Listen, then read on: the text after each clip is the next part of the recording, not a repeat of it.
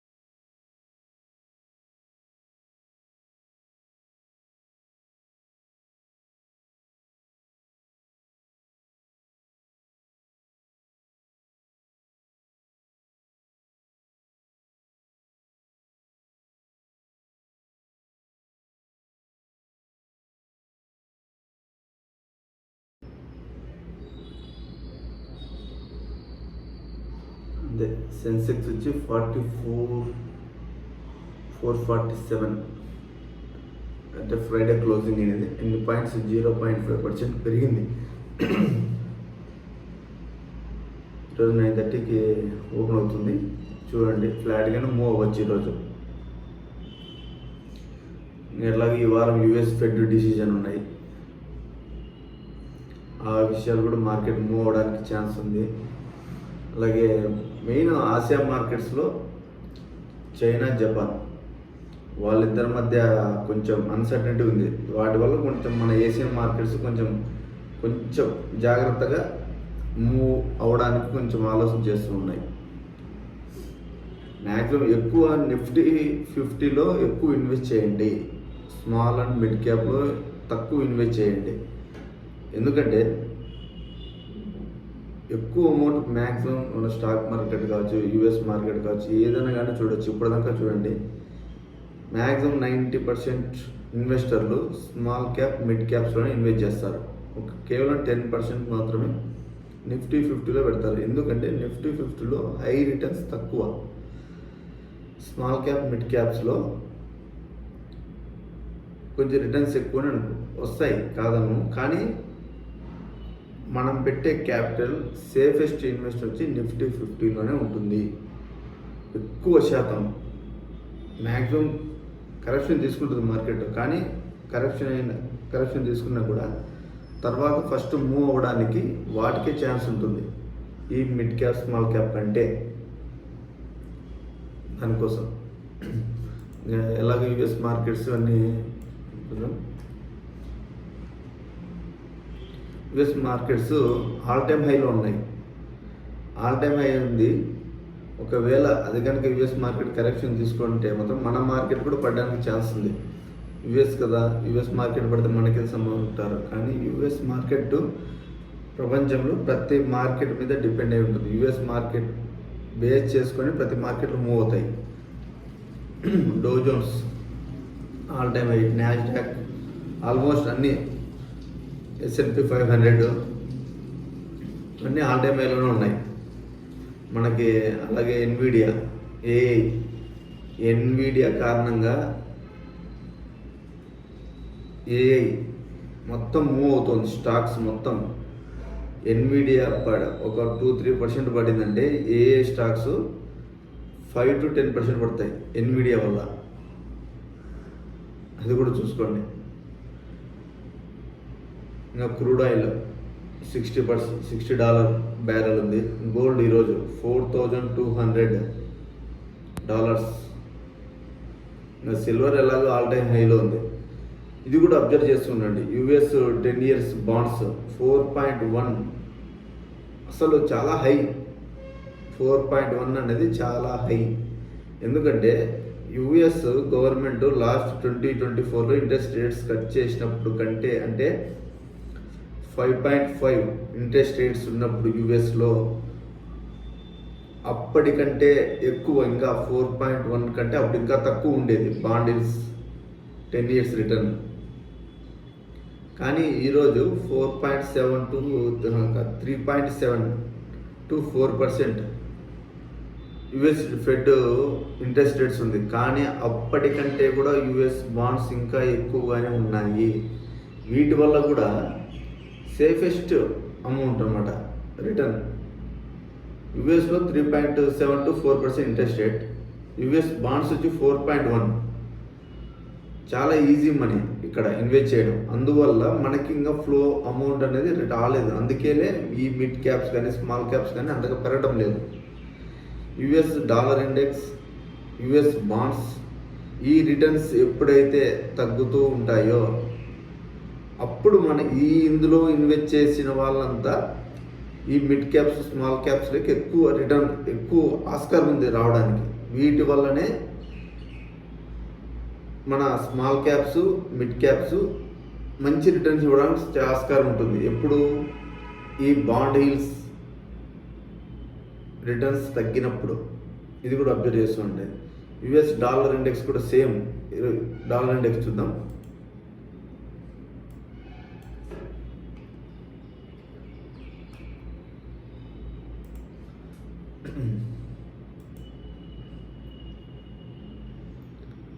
Dollar index 98.89 చాలా high. అసలు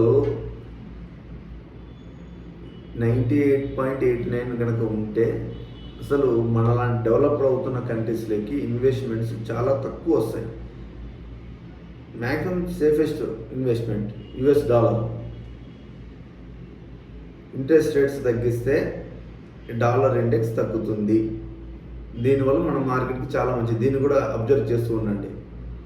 ఇది కనుక 100 దాటి కనుక మూవ్ అయ్యిందంటే స్మాల్ క్యాప్స్, లో క్యాప్స్లో, మిడ్ క్యాప్స్లో ఫాల్ బాగా వస్తుంది.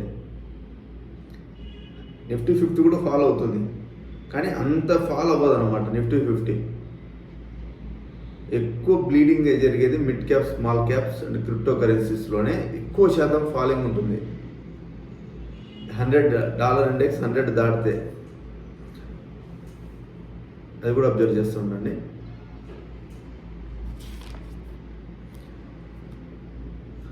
అలాగే Friday RBI 25 basic points repo rate cut చేసింది. మంచి విషయం అది మన ఇండియాలో. హోమ్ లోన్స్ తీసుకునే వాళ్ళకి, ఈ మామూలుగా ఈఎంఐ కడుతుంటారు కదా, ఈఎంఐ కట్టే వాళ్ళకి మంచి నిర్ణయం అది. RBI 25 basic point rate cut ఇచ్చింది.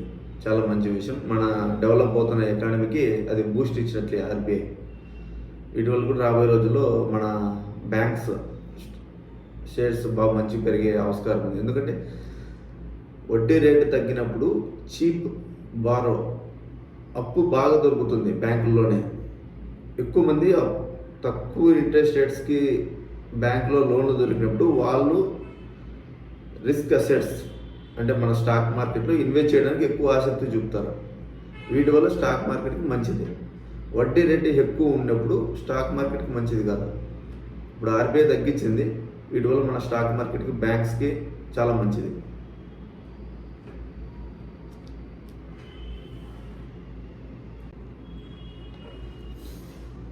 ఇప్పుడు అలాగే మన యుఎస్ ఇండియా టారిఫ్ ఉంది కదా, 50% టారిఫ్.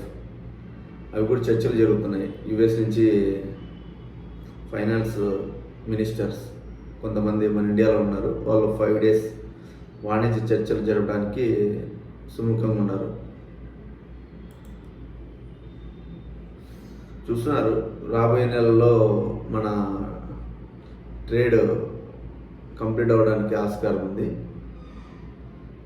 ఒక 25% యుఎస్ రష్యా నుంచి క్రూడ్ ఆయిల్ తీసుకుంటుందని చెప్పి ఎక్స్ట్రా ఉంది. మ్యాక్సిమం అది తీసేయడానికి ఛాన్స్ ఉంది. 25% తీసేసి మూవ్ అవ్వడానికి కొంచెం 25% తీసేస్తారు. అంటే ఈ ట్రేడ్ డీల్ ఫైనల్ అవ్వాలి. ఫైనల్ అయినాకనే తీసేయడానికి ఛాన్స్ ఉంది. అలాగే ఈ వారం మన ఇండియన్ మార్కెట్లో ఐపీఓస్ వస్తున్నాయి. ఈ వీక్ మొత్తం చాలా హెవీగా ఐపీఓస్ వస్తున్నాయి మన ఇండియన్ మార్కెట్లో. చూపిస్తా చూడండి.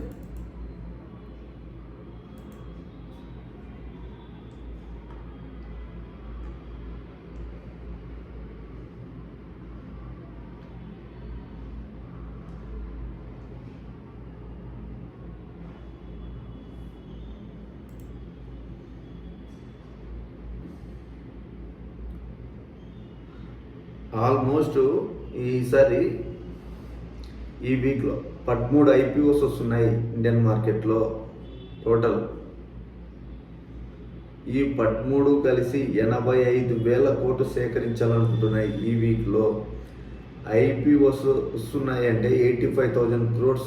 అంటే మన స్టాక్స్లోనే చాలామంది 50% ఆఫ్ ఇన్వెస్టర్స్ వాళ్ళ దగ్గర ఉన్న షేర్స్ అమ్మి వేసి ఈ ఐపీఓస్లో పాల్గొనడానికి ఛాన్స్ ఉంది. లిక్విడిటీ మొత్తం గ్రాప్ చేసేస్తాయి ఐపీఓస్ ద్వారా.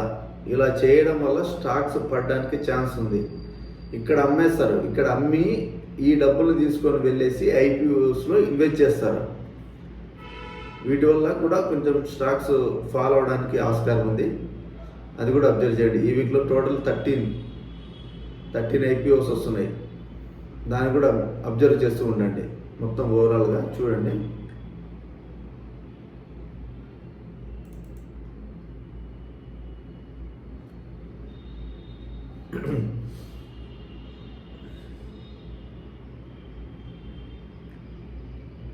ఓవరాల్గా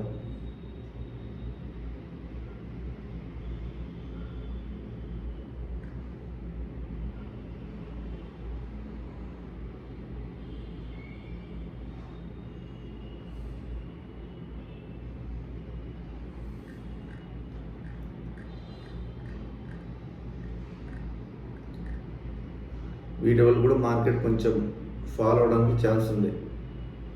దీన్ని కూడా అబ్జర్వ్ చేస్తూ ఉండండి. అలాగే నిన్న